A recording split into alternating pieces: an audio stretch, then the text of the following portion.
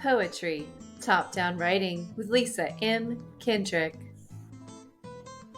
Many students are frustrated with poetry, especially if it's classic poetry with which students see little relevance or which may contain a bevy of archaic or overblown academic vocabulary. I have always argued that although some poems, it's true, may hold little direct relevance, meaning and immediacy are attainable for every student. Poems are, by their very nature, sound and vision rolled into art.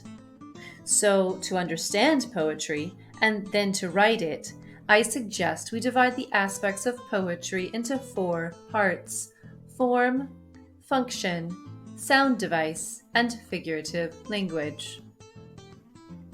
The oldest form is the epic. Ancient poetry began before there were systematic written languages. These early poems were created to be easily memorized and/or to accompany music. These poems are narrative in nature and were created as a method to pass down mythologies, legends, and entertaining tales, most often of heroism. That is what we call an epic. A directly related type of narrative poem to the epic is the ballad. This form has evolved to differ from the lengthy and often verbose epic styles to a simpler tale that is most often accompanied by music, which could be hummed or sung by the general population. Today, if we say a song is a ballad, whether rock or hip-hop or blues, we mean that the words tell a story. As written language evolved and more of the populace became literate, different styles of poetry have become popular.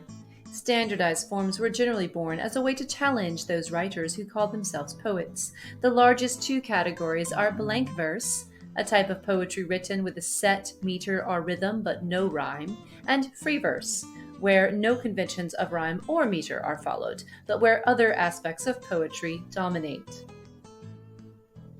A haiku is a Japanese poem of 17 syllables in 3 lines of 5, 7, and 5, traditionally evoking images of the natural world with one emotion. A tanka is a Japanese poem consisting of 5 lines, the first and third of which have 5 syllables, and the other lines 7, making 31 syllables in all. The sonnet is a poem of 14 lines. In English, these typically have about 10 syllables per line and follow the rhyme scheme of AB, AB, CD, CD, EF, EF, G, G. A limerick is a humorous poem consisting of 5 lines. The first, second, and fifth lines must have 7 to 10 syllables. The third and fourth lines should only have 5 to 7 syllables. The rhyme scheme is AA, BB, A.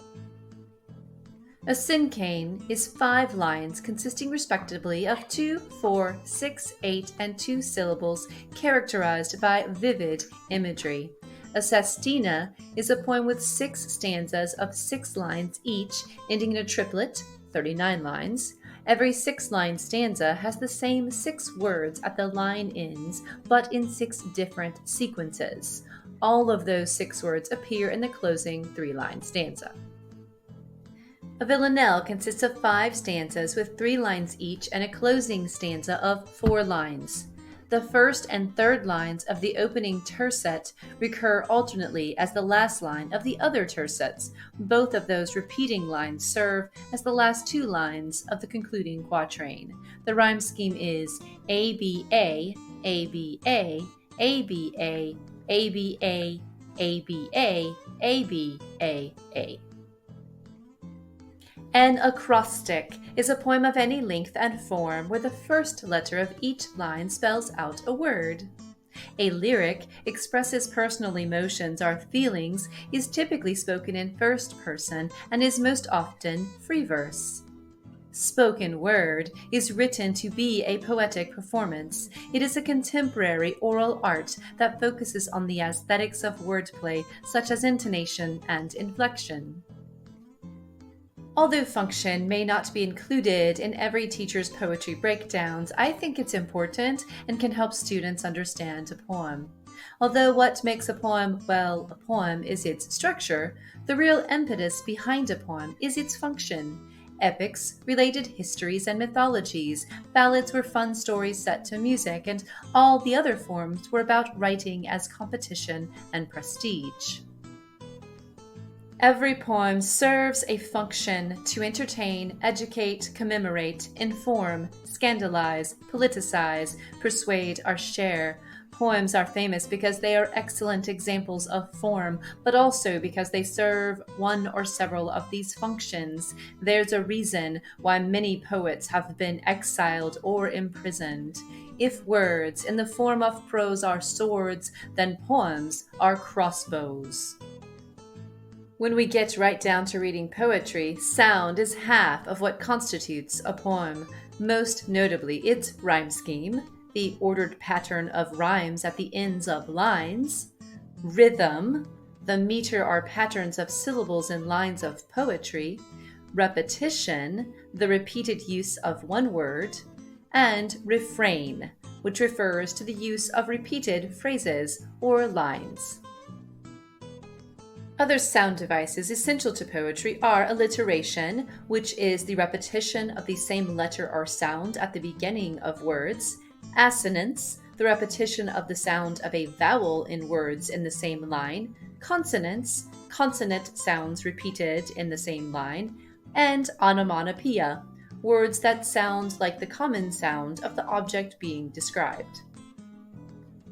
The other half of what defines a poem is composed of figurative language devices, most notably imagery, which is an author's use of vivid and descriptive language to deepen the reader's understanding of the work.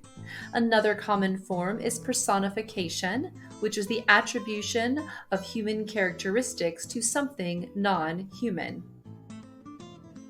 A hyperbole is an exaggerated statement used to create strong impressions. An understatement is a word or phrase which contains an expression of lesser strength than what would be expected. A metaphor is a word or phrase denoting one kind of object is used in place of a very different object to suggest a likeness. And simile, the comparison of one thing with another thing of a different kind using the words like or as. Using your own knowledge in an 8-point poetry analysis can help anyone understand a poem. Number 1, read and summarize in simple language the poem. 2, decide what, if any, meanings the title of the poem has. 3, identify who or what the speaker is and what tone that speaker is conveying. 4, find and explain key symbols and meanings.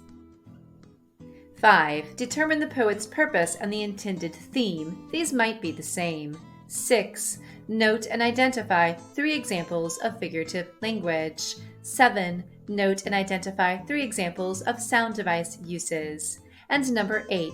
Write down what else stands out about the form or style. This could be anything from the number of lines and stanzas to the use of punctuation, capitalization, or anything standing out.